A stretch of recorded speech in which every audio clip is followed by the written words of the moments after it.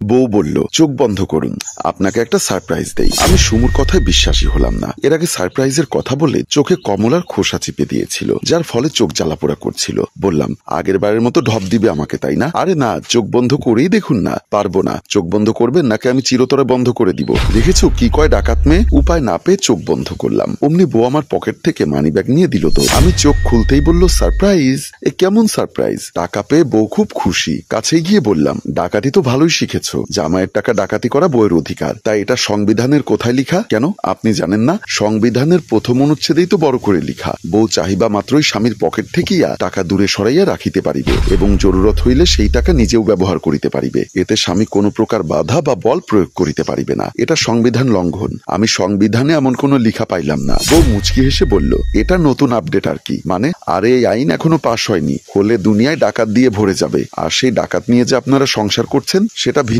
আলাপ। এখন কথাবার্তা বাদ দিয়ে টাকা ফেরত দাও। জীবন থাকতে এই টাকা ফেরত দিব না। প্রয়োজনে খুনাখুনি হবে। হ্যাঁ জি, ওটাই। ঝগড়া বাদ দিয়ে রুমে চলে আসলাম। ছোট বোন মাথায় হেলমেট লাগিয়ে পেঁয়াজ কাটছে। দেখো কাণ্ড মেয়ের। বললাম, কি রে কি করিস? পেঁয়াজু বানাবো তাই পেঁয়াজ কাটছি। তোর মাথায় হেলমেট কেন? পেঁয়াজ কাটলে চোখে পানি আসে তাই। মেয়ের বুদ্ধির প্রশংসা না করে পারলাম না। হেসে হেসে বোনকে উদ্দেশ্য করে বললাম, তুই তো আমার মতো বুদ্ধিমান হয়েছিস। সমু টিটকারি মেরে বলল, তাহলে গত সপ্তাহে যে মোবাইল গরম হওয়ার কারণে সেটা ঠান্ডা করার জন্য পানিতে ভিজিয়ে রেখেছিলাম, সেটাও তোর মতো বুদ্ধির স্বীকার কর। তখন তো আমাকে খুব বকাবকি করলি। ওটা আমার বুদ্ধি হবে না, ওটা তোর। নিজের বেলা ঠিকই 16 আনা, তাই না? আমি আর কথা বাড়ালাম না, ঝগড়া লাগবে আবার। সমু আর আমার বউ পেঁয়াজু বানাচ্ছে। আমি ফ্রেশ হয়ে এসে পাশে ড্রয়িং রুমের সোফায় বসে আছি। একটু পরে মোকলেস এক বাটি কাঁঠাল নিয়ে হাজির। আমরা সবাই তো অবাক। বললাম, এত বড় কাঁঠাল পাইলি কই? তোর জন্য কিনে নিয়ে আসলাম। বউ এসে বলল, বাহ, আমার খুব প্রিয়। কিন্তু ওর হাসি দেখে আমার বিশ্বাস হলো না। বললাম, আজ পর্যন্ত মোকলেস আমাকে কিছুই খাওয়ায়নি, আর সে খাওয়াবে কাঁঠাল?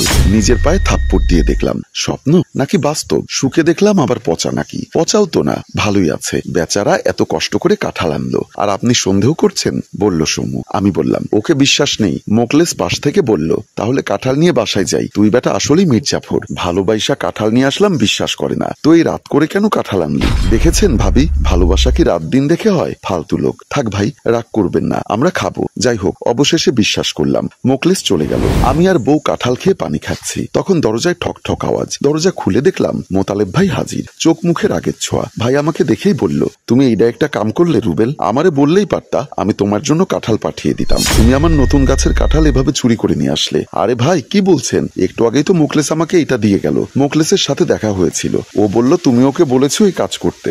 আপনার কোথাও ভুল হচ্ছে ভাই। মোতালেব ভাই কিছু বলল না, কিভাবে করে যেন তাকিয়ে চলে গেল। মনে হচ্ছে কোনো যুদ্ধের ময়দান থেকে এটা চুরি করে এনেছিলাম আমি। ঘটনার আকস্মিকতায় হতভম্ব হয়ে গেলাম। বউ অবাক। রাতে মোকলেসের মেসেজ কেমন দিলাম ভাই? কাঁঠাল সেই মজা, তাই না? ওকে ফোন দিলাম, ফোন অফ। বউ চুল আঁচড়াচ্ছে, মিটিমিটি হাসছে।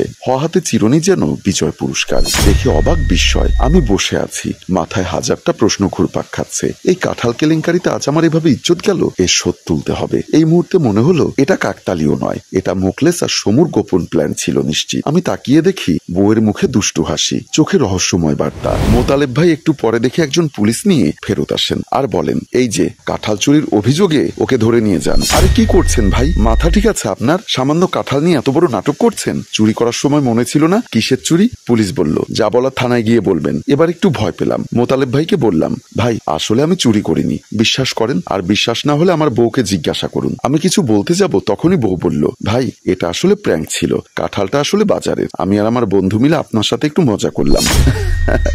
এই বলেই সবাই হাসতে শুরু করলো। আমি ধপাস করে বসে পড়লাম। দুনিয়ায় বাটপাট দিয়ে ভরে গেছে দেখি। বউও হাসছে। কুটনি মহিলা। এই ছিল তোমাদের মনে? জিত করে আড্ডা দিয়ে বাসায় ফিরলাম। বউ দরজা খুললো না। বললাম, দরজাটা একটু খুলে দাও তো, আপনাকে তো চিনলাম না। ফাজলামও বাদ দাও, দরজা খোলো। এত রাত হলো কেন, জবাব দিন। আরে হতেই পারে, এতে দরজা বন্ধ করার কি আছে? আবার বড় গলায় কথা বলেন। আপনার সাহস তো কম না। এক কাজ করুন, কান ধরুন। কি জন্য? এই যে রাত করে ফিরলেন তার শাস্তি। জীবনেও কান ধরুন না। আমার মাথা খারাপ তো কান ধরবো? তাহলে দরজাও খুলবো না। না খুললে আমিও তাহলে গেলাম মোকলেসের বাসায়। ওকে টাটা।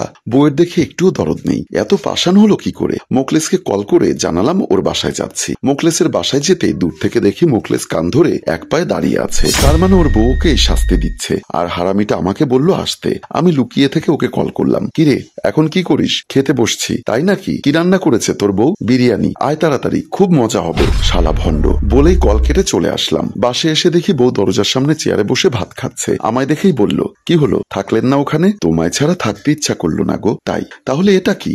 মোবাইল দেখালো বউ, মোকলেসের কান ধরে এক পায়ে দাঁড়িয়ে থাকা ছবি। বউ দেখি সব জানে, বন্ধুর অবস্থা নাজুক, তাই আপনাকে আশ্রয় দিতে পারেনি সেটা বলুন। আমাদের বউদের ভেতরে ভেতরে নেটওয়ার্ক স্ট্রং। মনের দুঃখে একেবারে চুপ হয়ে গেলাম। মন খারাপের ভং ধরে মাথা নিচু করে রইলাম। আমায় দেখে বউয়ের হয়তো মায়া হলো, বলল, থাক, আর অভিনয় করা লাগবে না, আসুন স্যার রুমে। না, যাব না রুমে, ন্যাকামি বাদ দিন, আপনি যে ভং ধরেছেন সেটা আমি জানি। বেয়াদ্দপ মহিলা বলে কি। আমি রুমে গেলাম, বউ খাইয়ে দিচ্ছে। আহা, এমন সুখ কোথায় পাই। খাওয়া শেষ, বউ বলে দিয়েছে আর কোনোদিন রাত করে আড্ডা দিলে ভাত বন্ধ। বউ আমাকে যত যাই বলুক, আসলে আমাকে সে বড্ড ভালোবাসে সেটাই বুঝলাম। আমার বউয়ের জন্য ভালোবাসা বেরিয়ে আসতে লাগলো। বললাম, অনেকদিন আমাদের মধ্যে ভালোবাসা হয় না, শুধু ঝগড়া হয়। স্যার, আজকে কি কোনোভাবে? বউয়ের তাকানোর স্টাইল দেখে আর কিছুই বলতে পারলাম না। বউ আবার নিজেই দেখে আমাকে জড়িয়ে ধরছে। আপনাকে এভাবে ভয় দেখাতে আমার ভালো লাগে। প্রিয় ভিউয়ার্স, আমি এক বউ নিয়ে জ্বালায় আছি, বলতে পারেন দুষ্টু মিষ্টি জ্বালা। আপনাদের কার কি অবস্থা আমাদেরকে কমেন্ট বক্সে জানাতে ভুলবেন না। গল্প, ভাবনা ও পরিচালনায় অভি, ক্যামেরায় রানা বৈরাগী এবং প্রযোজনায় মঞ্জুর মোর্শেদ।